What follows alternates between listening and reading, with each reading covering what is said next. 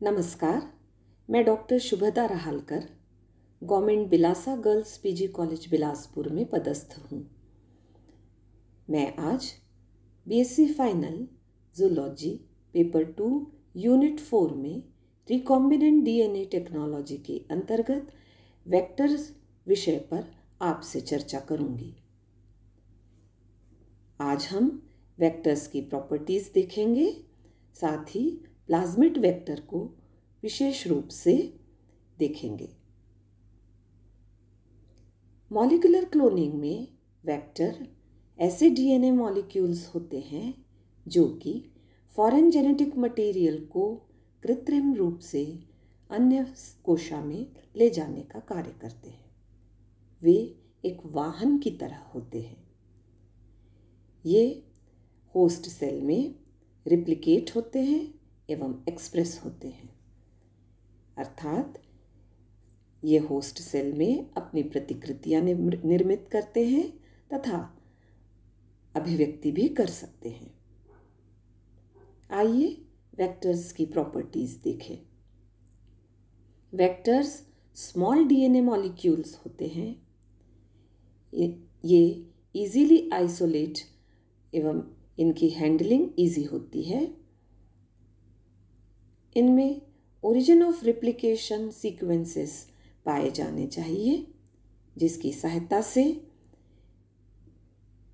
ये स्वतंत्र रूप से रिप्लिकेट कर सकते हैं। उनमें मार्कर जीन होने चाहिए, जिनकी सहायता से हम फॉरेन डीएनए के इंसर्शन का पता लगा सकें। इनमें कम से कम एक रिस्ट्रिक्शन एंडोन्यूक्लियस रिकॉग्निशन साइट होनी चाहिए, जिसकी सहायता से हम प्लाज्मिड वेक्टर्स में कट लगा सकें। रिस्ट्रिक्शन एंडोन्यूक्लियस एंजाइम किस तरह से कार्य करते हैं, यह हमने पिछले वीडियो में देखा है।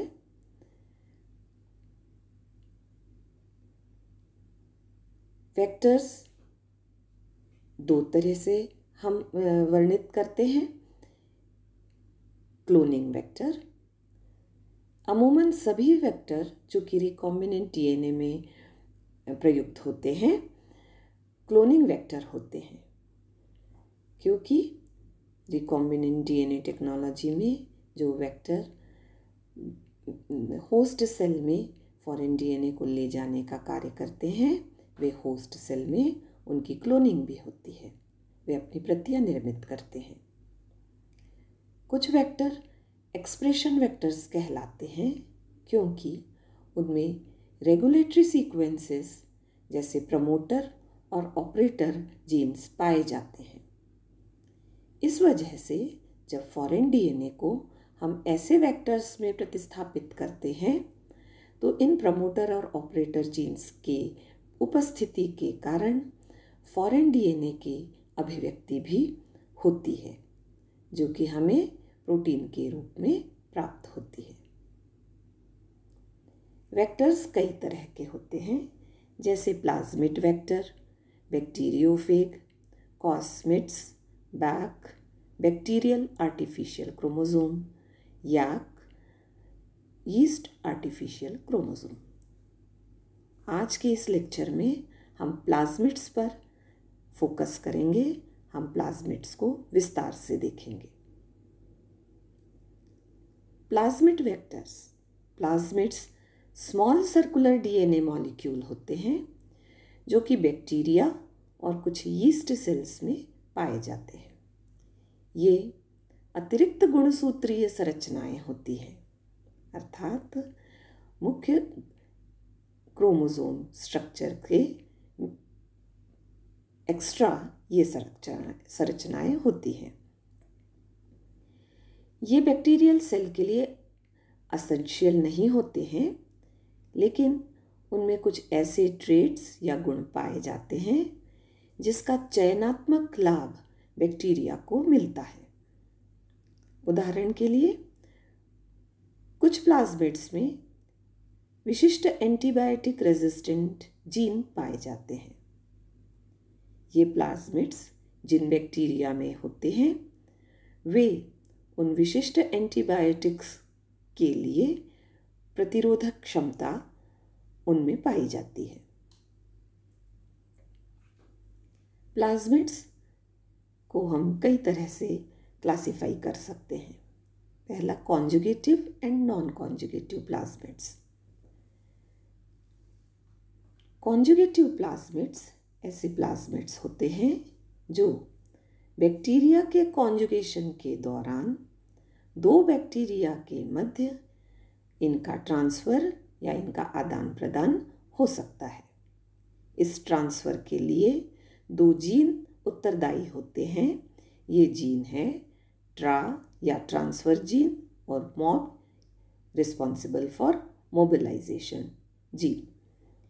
इन दो जीनों की उपस्थिति के कारण कॉन्जुगेशन के दौरान दो बैक्टीरिया के मध्य ये प्लाज्मिड्स ट्रांसफ़र हो सकते हैं। दूसरी तरह के प्लाज्मिड नॉन कॉन्जुगेटिव प्लाज्मिड कहलाते हैं, क्योंकि कॉन्जुगेशन के दौरान ये प्लाज्मिड्स स्थानांतरित नहीं हो सकते। कुछ नॉन कॉन्जुगेटिव प्लाज्मिड्स में मॉब रीजन या मॉब जीन पाया जाता है। इस मॉब जीन की उपस्थिति में इन मॉब जीन की उपस्थिति के कारण ये प्लाज्मिड्स कॉन्जुगेटिव प्लाज्मिड्स की उपस्थिति में कॉन्जुगेशन के दौरान स्थानांतरित हो सकते हैं। प्लाज्मिड्स को क्लासिफाई करने का दूसरा एक और टाइप है, वह है कॉपी नंबर। कुछ प्लाज्मिड्स बैक्टीरियल सेल में सीमित संख्या में होते हैं। ये प्लाज्मिड्स लो कॉपी नंबर प्लाज्मिड कहलाते हैं। ये प्लाज्मिड्स बैक्टीरियल सेल के डीएनए रेप्लिकेशन के दौरान ही इन प्लाज्मिड्स का भी डीएनए रेप्लिकेशन होता है, अर्थात इन प्लाज्मिड्स के डीएनए रेप्लिकेशन पे सख्त नियंत्रण रहता है। दूसरी तरह के plasmid high copy number plasmid या रिलैक्स्ड प्लाज्मिड कहलाते हैं। इन प्लाज्मिड्स का रेप्लिकेशन होस्ट डीएनए के रेप्लिकेशन पर डिपेंडेंट नहीं होता है, अर्थात ये प्लाज्मिड स्वतंत्र रूप से रेप्लिकेट करते हैं। इन प्लाज्मिड की संख्या बैक्टीरियल सेल में ज़्यादा होती है। कभी कभी यह संख्या 1000 तक भी पहुंचती है। कुछ विशिष्ट गुणों के आधार पर कुछ विशिष्ट जीन जो प्लाज्मिड्स में पाए जाते हैं, उनके आधार पर प्लाज्मिड्स निम्न तरीके के होते हैं। पहला, एफ प्लाज्मिड्स, ऐसे जीन जो कॉन्जुगेशन के लिए रिस्पॉन्सिबल होते हैं, इन प्लाज्मिड में पाए जाते हैं। R plasmid, antibiotic resistant gene इनमें पाए जाते हैं। कोल प्लाज्मिड, एक विशिष्ट प्रोटीन कोलिसिन प्रोटीन के निर्माण के जीन इन प्लाज्मिड्स में पाए जाते हैं। यह कोलिसिन प्रोटीन एक टॉक्सिक सब्सटेंस है तथा कुछ बैक्टीरिया इस टॉक्सिन को उत्पन्न करते हैं। नेचुरली ऑकरिंग वेक्टर्स क्या हैं? ये प्लाज्मिड्स या बैक्टीरियोफेग ये प्राकृतिक रूप से पाए जाते हैं। रिकॉम्बिनेंट डीएनए टेक्नोलॉजी में ये प्राकृतिक वेक्टर्स ज़्यादा सफलतापूर्वक क्रियान्वित नहीं होते हैं, अर्थात रिकॉम्बिनेंट डीएनए टेक्नोलॉजी के लिए नेचुरली अक्रिंग वेक्टर ज़्यादा उपयुक्त या उपयोगी नहीं होते हैं। रिकॉम्बिनेंट डीएनए टेक्नोलॉजी में आवश्यक जीन सीक्वेंसेस एक ही नेचुरल वेक्टर में नहीं पाए जाते हैं, वरन कुछ उपयुक्त जीन किसी एक नेचुरली ऑकरिंग वेक्टर में और कुछ आवश्यक जीन किसी दूसरे नेचुरली ऑकरिंग वेक्टर में पाए जाते हैं। यदि हम रिकॉम्बिनेंट डीएनए टेक्नोलॉजी को सफल बनाना चाहते हैं तो हमें ऐसे वेक्टर्स की आवश्यकता होती है जिनमें सभी इच्छित गुण पाए जाए। इस वजह से अलग अलग नेचुरली अकरिंग वेक्टर से इच्छित गुणों को लेकर कृत्रिम रूप से वेक्टर्स का निर्माण किया गया। दूसरे शब्दों में हम ऐसा कह सकते हैं कि सर्वगुण संपन्न वेक्टर्स का निर्माण किया जाता है या किया गया है जिससे कि रिकॉम्बिनेंट डीएनए टेक्नोलॉजी सफल हो। तो आइए हम कुछ ऐसे प्लाज्मिड वेक्टर्स देखें जिन्हें कि आर्टिफिशियली बनाया गया है। इस सीरीज में पहला प्लाज्मिड है PBr322। आइए सबसे पहले हम यह देखें कि नॉमेनक्लेचर की यह पद्धति क्या है। यहाँ पर P प्लाज्मिड के लिए, B और R उन साइंटिस्ट के नामों के पहले अल्फ़ाबेट हैं जिन्होंने इन्हें खोजा। B for Bolivar and R Roger. एवं 322 उस पर्टिकुलर आइसोलेट का नंबर है जिससे यह प्लाज्मिड प्राप्त किया गया था। PBr322 एक ऐसा प्लाज्मिड है जो 4362 बेस पेयर्स का बना होता है। यह कोल E1 प्लाज्मिड्स के रूपांतरण के मॉडिफिकेशन से बना है। इस प्लाज्मिड में 2 एंटीबायोटिक रेजिस्टेंट जीन पाए जाते हैं।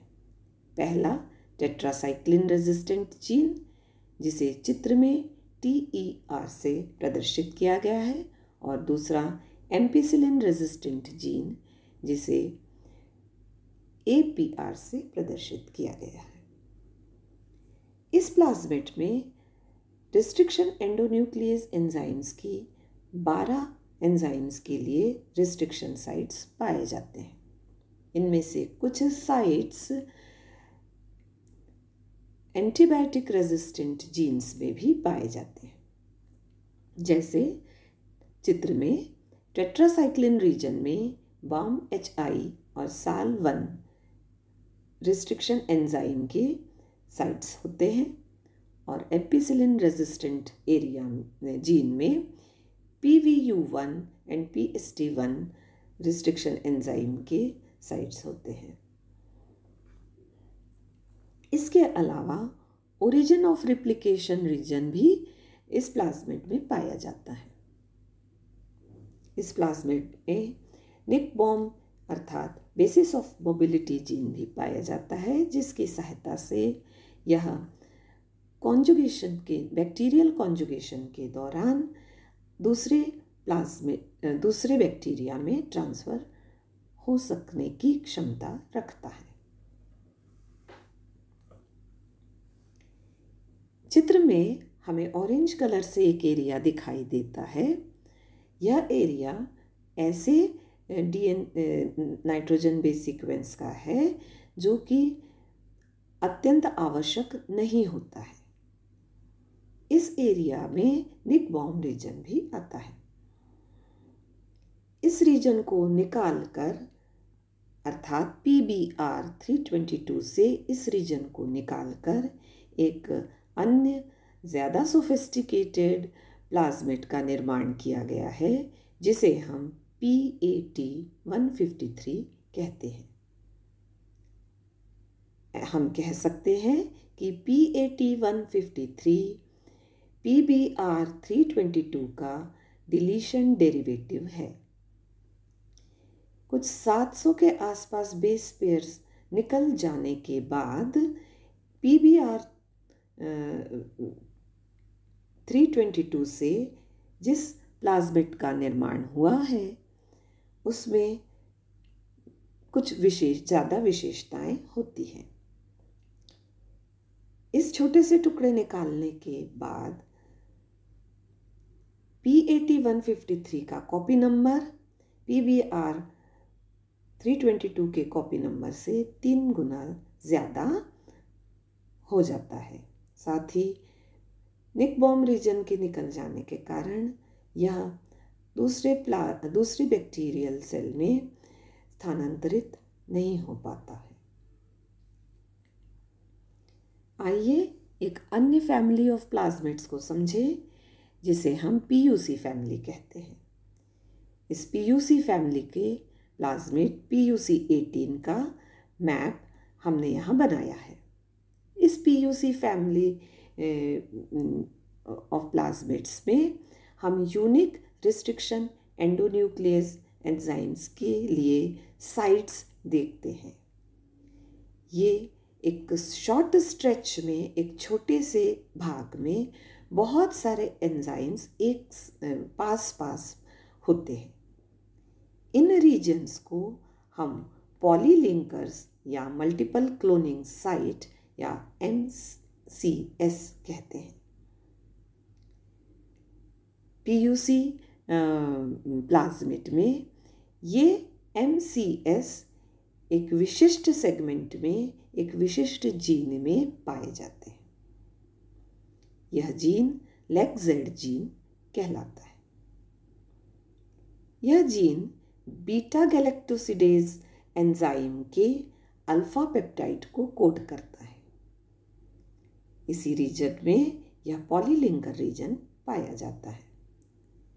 इस LEGZ जीन के अलावा PUC18 में एम्पिसिलिन रेजिस्टेंट जीन भी पाया जाता है। साथ ही ओरिजिन ऑफ रेप्लिकेशन सीक्वेंस भी होते हैं।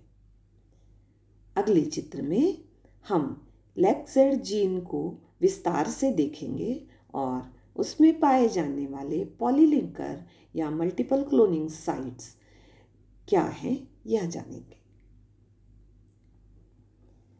चित्र में हमने पॉलीलिंकर को दर्शाया है।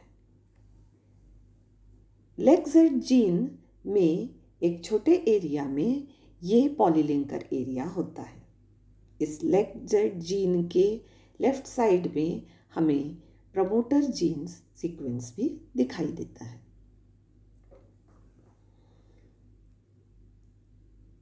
LEGZ जीन में जो MCS रीजन है उसमें तकरीबन 12-13 रिस्ट्रिक्शन एंडोन्यूक्लियस एंजाइम के रिस्ट्रिक्शन साइट्स पाए जाते हैं।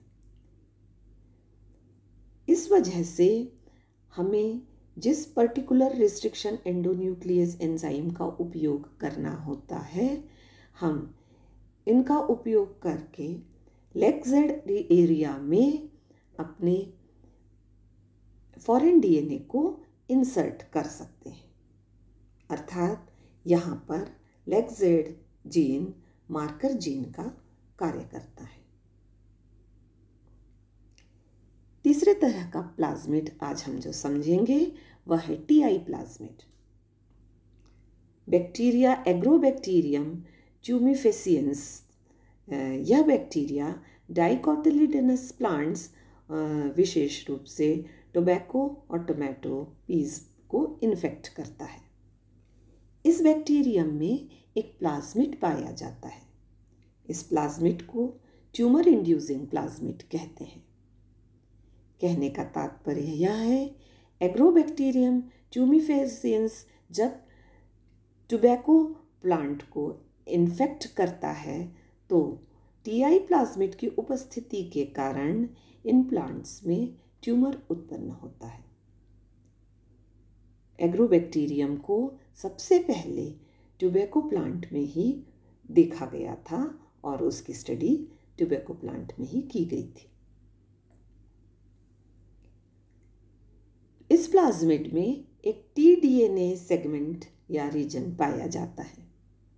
जब यह बैक्टीरिया टोबैको प्लांट को इन्फेक्ट करता है, तब यह tDNA रीजन प्लांट सेल के DNA में इनकॉर्पोरेट हो जाता है, इंटीग्रेट हो जाता है, और इस तरह से वे प्लांट सेल अनियंत्रित ग्रोथ करने लगती है, अनियंत्रित वृद्धि करने लगती है और ट्यूमर प्रोड्यूस होने लगता है, जिसे हम क्राउन गॉल कहते हैं। इस टी-डीएनए रीजन में एवं प्लाज्मिड में वायरुलेंस के जीन पाए जाते हैं। साथ ही कुछ विशेष भाग होते हैं। ये विशेष भाग कुछ अनयूजुअल अमीनो एसिड, जिसे हम ओपिन्स कहते हैं, कि इसका सिंथेसिस भी करने में सक्षम होते हैं और यूटिलाइज भी करने में सक्षम होते हैं।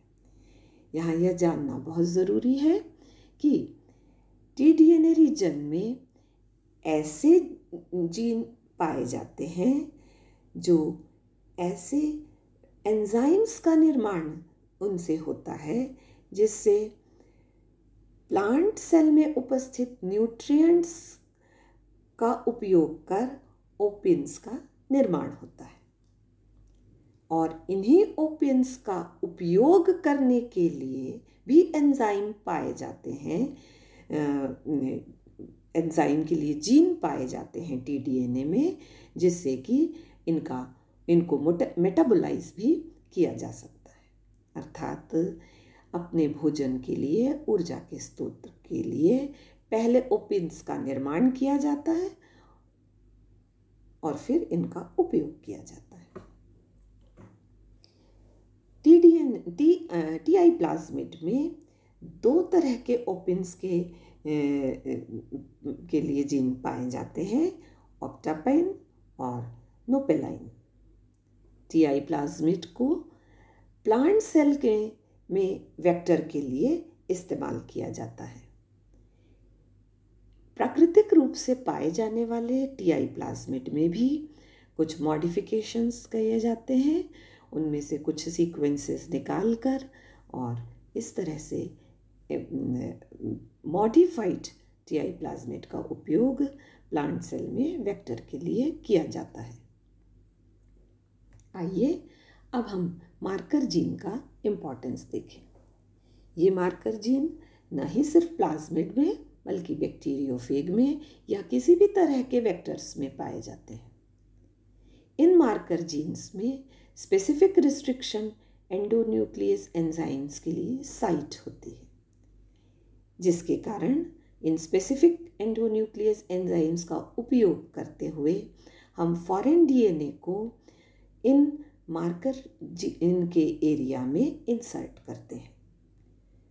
फॉरेन डीएनए के इंसर्शन के कारण मार्कर जीन बाधित हो जाता है, इंटरप्ट हो जाता है, और उनके कोडिंग सीक्वेंस इंटरप्ट हो जाता है।